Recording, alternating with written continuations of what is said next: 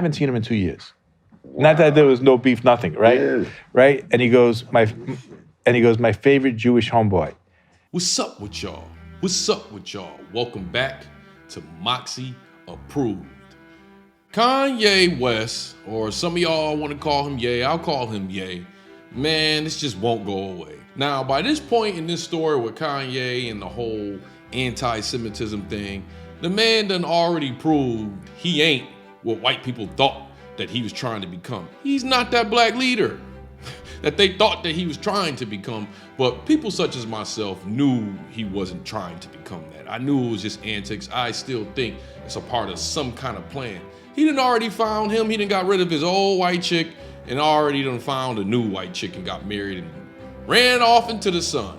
But the consequences of the stuff he did is still there, and it's still spilling into the black community. Reason why I bring all this up, Steve Rifkind was on Mike Tyson's podcast called Hot Boxing, and the topic of anti-Semitism with Kyrie and Kanye came up in the discussion. I met Kanye at a Japanese restaurant.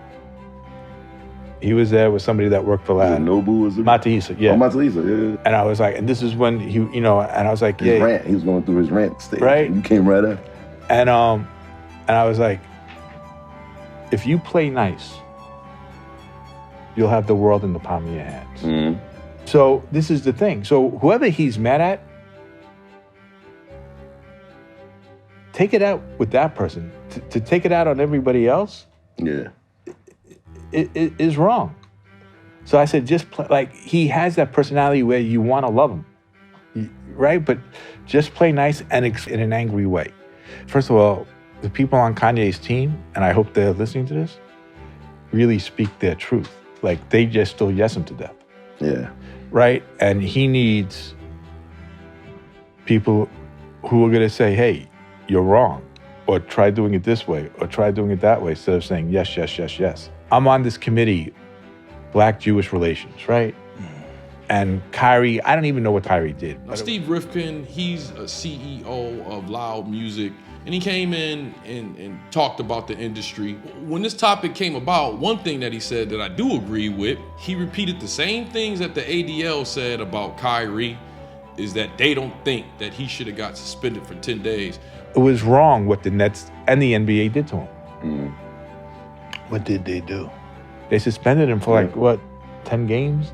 And I'm Jewish. Tell me about this movie. I didn't even see the movie, right? So they all saying this, but the owner of the Nets was doing a lot of this stuff to keep certain people happy. So that is what it is. But he did say that he thought that it was kind of unfair. But it was like when I was taught from my father, if somebody's down, you don't kick them. You lift them up and you help them, and you have a conversation and you communicate and you figure out what the problem is. The whole thing about kicking people while they are down, I don't see when that community has necessarily been down. If somebody's down, you don't kick them. You lift them up. I would agree with him. If something happened to that community recently that happened to our community with the whole Buffalo shooting, I don't know any events in America that has happened like that for that to be stated as that entire community is down and you kicking them. The funny part about it is Mike Tyson sounded like he was disagreeing with him metaphorically. He was definitely disagreeing with him. I disagree with that. Because if the guy's down and you don't kick him, even if you do kick him, his whole objective is to kill you. So if you let him up, he's going to kill you anyway. So that's just my objective. Yeah, he was like, nah, you do kick them while they down. Because if they get up, they gonna kill you. I'm a big believer in mercy and forgiveness. But some people, they don't believe in that. One thing about him that I've noticed in these last few years, he's been sort of like the security guard of Hollywood. So what he wanted to know is, why are people saying Kanye is right? What is that about?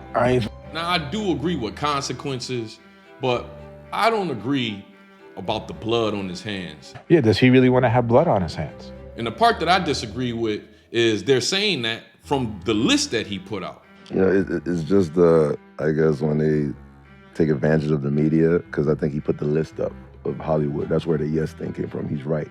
Now, if that list is factual, I don't think that it should be stated if something happens to the Jewish community that he has blood on his hands. Let's be real. Something happens with violence with the the J community every few years. A few years back, a synagogue, stuff happens here. Basically what they're already doing is the next time something like that happens in this country, they gonna blame it on Kanye. And I'm pretty sure that it's someone out there thinking about doing some dumb stuff, doing some type of violence like they do with every community. There's somebody out there right now thinking about harming people in the black community. And I'm pretty sure it's people thinking like that about that community too. But what they're setting it up as is so these people, whenever they do what they're gonna do, I don't promote violence over here, all they gotta do is leave a note, Kanye was right. And if you put something out there, you have to take responsibility for That's what I'm saying. Yeah. And they gonna blame it on Kanye, and then that's gonna spill into blaming it into the whole black community. Like, we allowed this stuff to happen when we really not in control of anything, not even our own image. I'm not gonna rub it in to all you people that thought Kanye was the next great prophet, but I kind of knew the guy was selfish. And I still think that he's working with them folks. It sounds like the narrative that they're gonna keep on this whole incident from last year is that they're going to attach Kanye's crazy antics to everything he said, including the one thing that all of us over here on this channel agree with, which is what our identity is. There's a lot of us, including myself, that know what our identity is. I don't really care about what anybody else feel like they are, nor do I care placing any harm on anybody because they disagree with what I feel.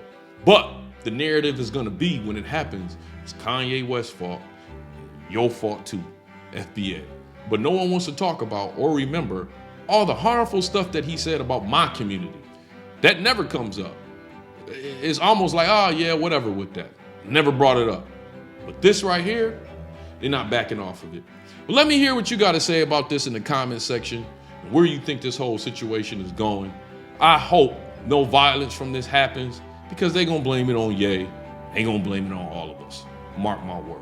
Well, anyways, you know how we like to end our videos over here at Moxy Approved, right? With that water. I see y'all here next time on Moxy Approved.